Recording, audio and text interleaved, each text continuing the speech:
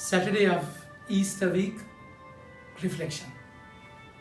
My dear friends, broken pieces are sharper than normal pieces, isn't it? Normal parts. When a person is broken, God can use that person in a different way. That's exactly how all the disciples, all the saints, all the chosen people are broken. They are chosen to be broken to be given, isn't it? So his ways are amazing. How you break a person? It can be sin. Sin will break a person. It can be a sickness. Sickness can break a person. It can be a pain, struggle, catastrophe can break a person. But then what happens, what is important, the pieces are used by whom? The broken parts should be used by the person who owns the vessel. And he knows exactly. The potter knows the clay and the vessel. It all should happen in the hands of the potter. If you miss that hand, miss that focus, miss that concentration by the potter, you will lose many things in life. So in the first reading we find how these broken people were used by God in a very strong way and very strange way. In those days when the rulers and elders and scribes saw the boldness of Peter and John and perceived that they were uneducated common men, they were astonished. So that's exactly the power of the broken man. In Psalm 38, 34 beautifully says in chapter verse 13, verse 18 it is said, He will never despise a broken heart. In Psalm number 51, verse 16 to 18 we find, He will accept the broken heart as an offering. He will love that person. So that's exactly how you should look at your brokenness. And these people are very strong. Strong because a person, if the broken person is broken, there's nothing to protect, isn't it? I mean, if you are broken, there's no value in the world. So there's not, you don't expect anything from the world once you are broken. You're broken by the world. And you don't have anything to protect. And you are least bothered about the world. So you speak whatever you have to speak. You do whatever you have to do. So you're not governed by the world because you're least bothered about the worldly point of view about yourself because you're lost there, you're done in their hands. So this is a blessing when you are despised by the world. And they're so strong and they recognize that they had been with Jesus. But seeing the man who was healed standing beside them, they had nothing to say in opposition. But when they had commanded them to leave the council, they conferred with one another saying, What shall we do with these men?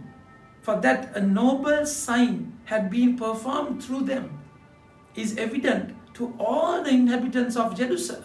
And we cannot deny it. How God is using these people, isn't it? Such a timid, small people, insignificant personalities, with the worldly point of view. But then in God's hand, those broken vessels, broken pieces are important. He can use it in whatever in the way He wants to be used. So that's exactly why the cornerstone has become, the rejected stone has become the cornerstone, the most important thing. And for their noble son, but in order that it may spread no further among the people, let us warn them to speak no more to anyone in this time, in His name. And they call them and charge them, beating them like anything. Once you go through physical pain, mental agony, you tend to give up, isn't it? Give up what you hold on.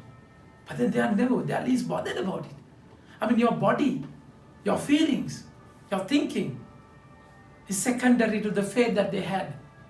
It is a fact that Jesus lived with them. They say, let us warn them. So they called and charged them not to speak or teach at all in the name of Jesus.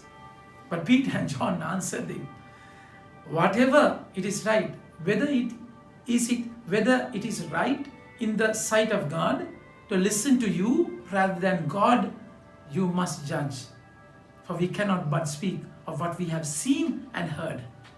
And when they had further threatened them and let them go, finding no way to punish them because of the people, for all were praising God for what they had happened.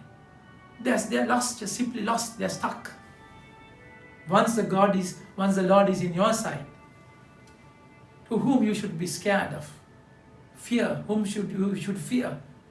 And you don't have to be scared of anyone, because the Lord is with you. My dear friends, see the gospel, how this church was built.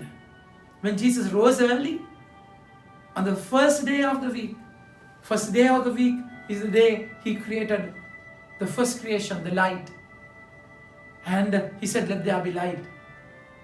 He appeared first to Mary Magdalene, from whom he had cast out 7 demons. My dear friends, he created the light, sun and moon on the 4th day or 3rd day. But then before that, he created light above sun and moon, isn't it? We get the light from the sun or moon, but then this light is above thee. And Mary Magdalene was a person who was possessed by 7 demons. Luke chapter 8 verse 2. But the Lord is saying, he appeared first to Mary Magdalene because he wanted her to be the first disciple, to go to the people, go to the disciples, brothers of Jesus, to tell that he is risen. How he chosen this broken vessel, isn't it? Broken by people, broken by situations, thrown away. I mean, people despise and devalue, look down upon that person. But for God it's different. And that's all, from whom he had cast out 7 demons. She went and told those who had been with him, as many mourned and wept. But when they heard that he was alive and he had seen by her, they would not believe it. They could not believe. My dear friends, so it's important that you deal with your brokenness with the Lord, not with people, not with yourself, no. So the Lord is risen. They had to believe. There's no other way. After these things, he appeared in another form to 2 of them as they were walking into the country. And they went back and told the rest, but they did not believe them. The Lord is giving them chance by chance, chance after a chance, because it's important. If yourself should be used by him, you should believe that all what had happened in your life is just nothing compared to the glory of God. A word can transform everything. He can make a way when there's no way. And that's amazing, isn't it? After he appeared to the 11 themselves, as they were reclining at table, and he rebuked them for their unbelief and hardness of heart, because they had not believed. So this is serious. This is strongly serious. If you don't believe, there's no way out. Easter, he is risen. You have to believe that. There's no other way. That's exactly all what he wanted in your life. And why you are called to become a witness. You are called to proclaim the gospel.